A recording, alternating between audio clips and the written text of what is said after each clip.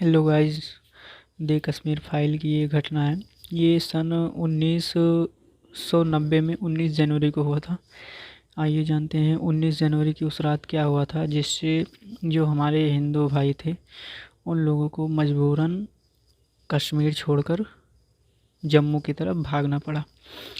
ये 19 जनवरी की बात है। जवाहर टनल के आसपास और उस पार से इस पार उन लोगों को आना पड़ा। ये जो जवाहर टनल है ये जम्मू और कश्मीर को जोड़ता है। वो लोग कश्मीर में थे और कश्मीर से इधर चले आए, यानी जम्मू की तरफ चले आए।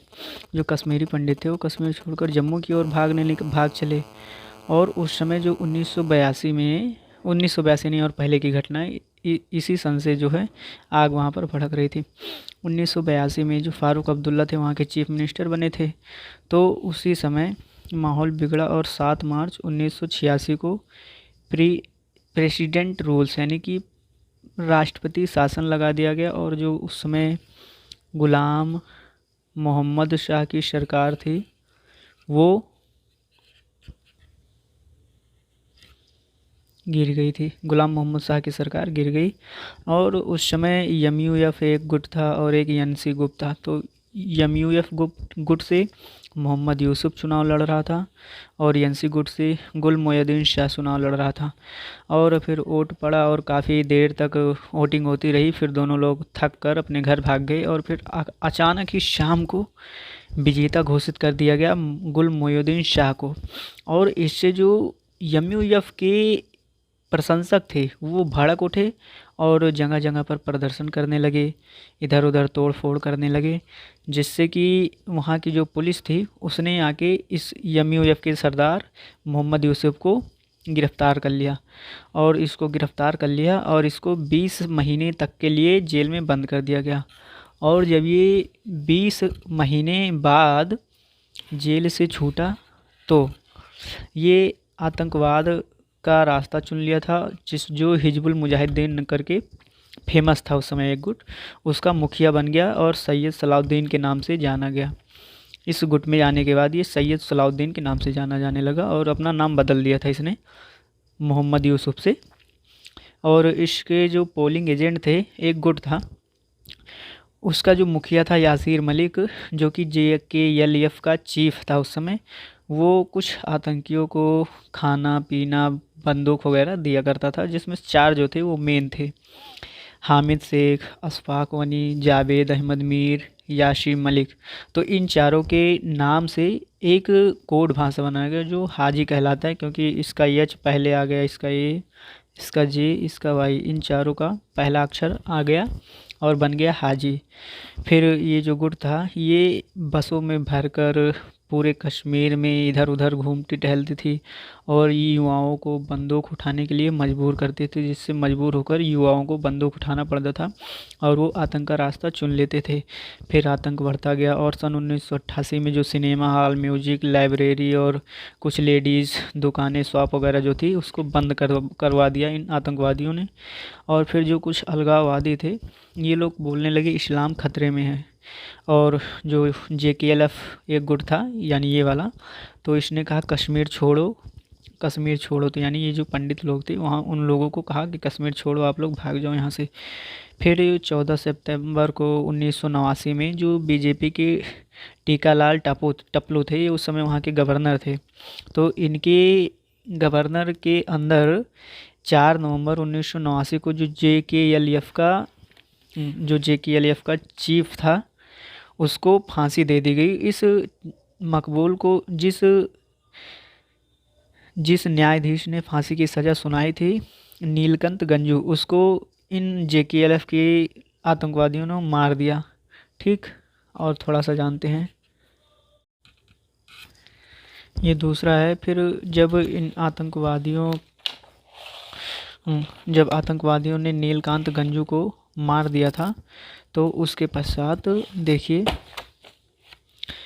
एक रालीब, गालिब और चालिब, ये जो JKLF के आतंकवादी थे, ये लोग गली गली चारों तरफ चिल्लाने लगे रालीब गालिब चालीब, इसका मतलब होता है आप हमारे साथ मिल जाओ, या तो मरो या तो भाग जाओ।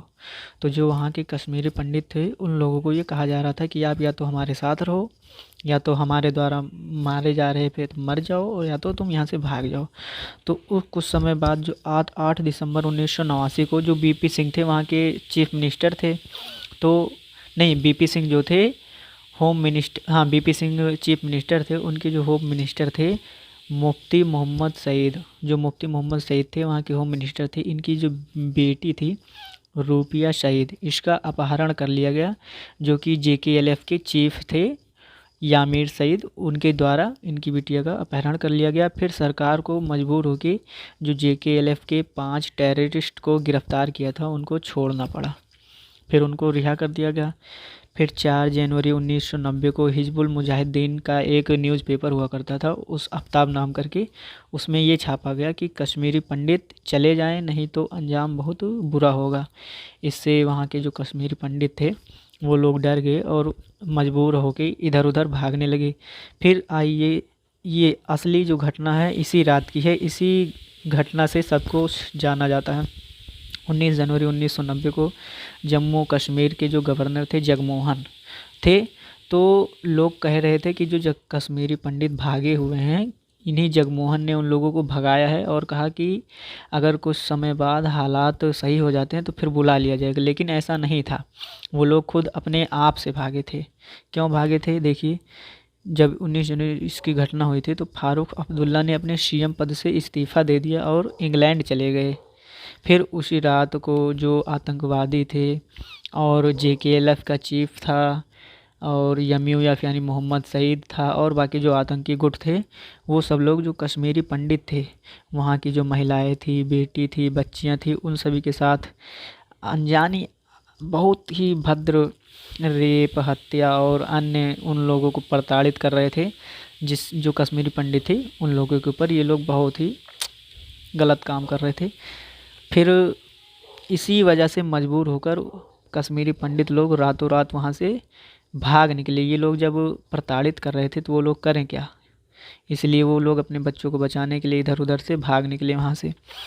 और एक मुताबिक देखिए, 1990 से लेकर 2011 तक 399 कश्मीरी पंडित ने जान गंवाई और 2.5 से 4 लाख लोगों ने वहाँ से पलायन करके दिल्ली और जम्मू और अन्य अन्य क्षेत्रों में आ बसे। और जो फारूक अब्दुल्ला थे उन्होंने कहा कि जगमोहन का प्लान था कि इन कश्मीरी पंडितों को भगा दिया जाए और कुछ समय बाद इनको बुला लिया जाए, लेकिन ऐसा नहीं था। फिर देखिए, जो वहाँ के बच्चे थे और सब लोग थे, उन पर इतना ज़्यादा फिजिकली और मेंटली प्रेशर पड़ा कि जो वहाँ की वुमेंस थी उनका जो मेनोपॉज होता, मेनोपॉज क्या होता है? मेनोपॉज मेंस्ट्रुअल साइकिल को ही कहा जाता है। जो मेनोपॉज होता है लास्ट वाला होता है, मेंस्ट्रुअल साइकिल का लास्ट, यानी कि जो 48 से 50 ईयर के आसपास होता है। तो जो मेनोपॉज था वो उनकी महिलाओं में 40 से पहले ही आने लगा। और 1990 से 1997 के बीच में 800 बच्चे जो थे कश्मीरी पंडित बच्चे, वो मेंटली डिसीज यानी कि मानसिक रोग से ग्रसित हो गए और इधर उधर बीमारी से ग्रसित हो गए। यही घटना है, जिसके बाद कुछ सुधार हुआ और एक कश्मीर फाइल्स करके मूवी आई है, ये दी कश्मीर फाइल्स। मैं आपको ये मूवी देखने के लिए रिकमेंड करता हूँ। आप ये मूवी ज़रूर से ज़रूर देखिए।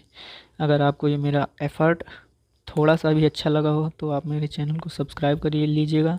अगर पसंद आया हो तो लाइक कर लीजिएगा। अगर ना भी पसंद आया हो तो थोड़ा डिसलाइक मत करिएगा भाई, इससे मेरा मोरल थोड़ा डाउन हो जाएगा। शुक्रिया।